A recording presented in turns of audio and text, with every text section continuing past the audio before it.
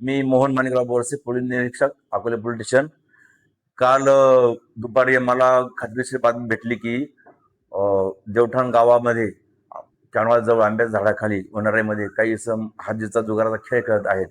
अशी बातमी मिळाल्याने मी आमच्या कार्यालयामध्ये पोलीस कॉन्स्टेबल खाडे, भालेराव, त्यानंतर काळे, तसंच गोपनीय कर्मचारी इंगळे, तसे त्याच्यासोबत 2 ते 3 जण असे 2 गाड्यांमध्ये आम्ही माणसं पाठवले, पोलीस स्टाफ पाठवला. त्या ठिकाणी जाऊन त्यांनी खात्री केली तर त्यांना दुरूनच दिसली की काही इसम खरोखर त्या आंब्याच्या झाडाखाली पत्ते खेळत आहेत. त्यावर आमच्या टीमने तिथे रेड मारली. त्या रेड दरम्यान जवळपास 5 आरोपींना ताब्यात घेण्यात आले.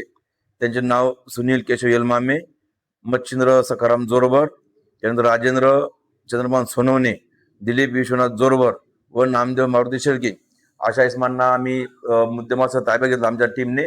त्यानंतर त्याच्याजवळचे मोबाईल, रोख रक्कम, तसं त्यांचे वापरण्यात आलेले वाहने, असं आम्ही जवळपास सदर रेडमध्ये 2,35,000 रुपयेचा मुद्देमाल कव्हर केलेला आहे, रिकव्हर केलेला आहे. 2,35,000 सदर रेडमध्ये आम्हाला मिळून आले आहे. त्यानंतर आम्ही त्यांना सर्वांना ताब्यात घेऊन पोलिसांना आणले आणि पुढची कारवाई केलेली आहे. तर सांगायचं म्हणजे 2 दिवसापूर्वी आम्ही कोथरूड येथे मोठी रेड करून जुगार म्हणजे आपलं गुटख्याची मोठी रेड झालेली आहे. ते सुद्धा चांगल्या प्रकारे ती कारवाई केली आहे.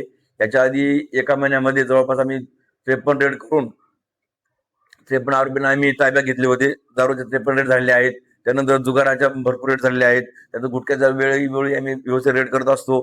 तर आपला अकोला तालुका हा या सर्व अवैध धंद्यामधून मुक्त व्हायला पाहिजे. त्यासाठी अकोले प्रशासन, पोलीस प्रशासन चांगल्या प्रकारे काम करत आहेत. तसंच या सगळ्यामध्ये आपल्या जनतेमधून मिळत आहेत. जनतेने सहकार्य करावे, कुठे कुठे काय काय चालू ते सांगावे, त्याप्रमाणे पोलीस प्रशासन सदरच्या कारवाया करीत आहेत.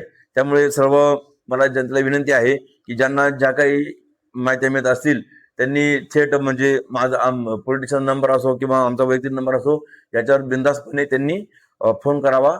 मी आमची टीम पाठवून तात्काळ सदर ठिकाणी आम्ही रेड करत जाऊ आणि अकोले तालुका हा अवैध धंद्यांपासून मुक्त करू.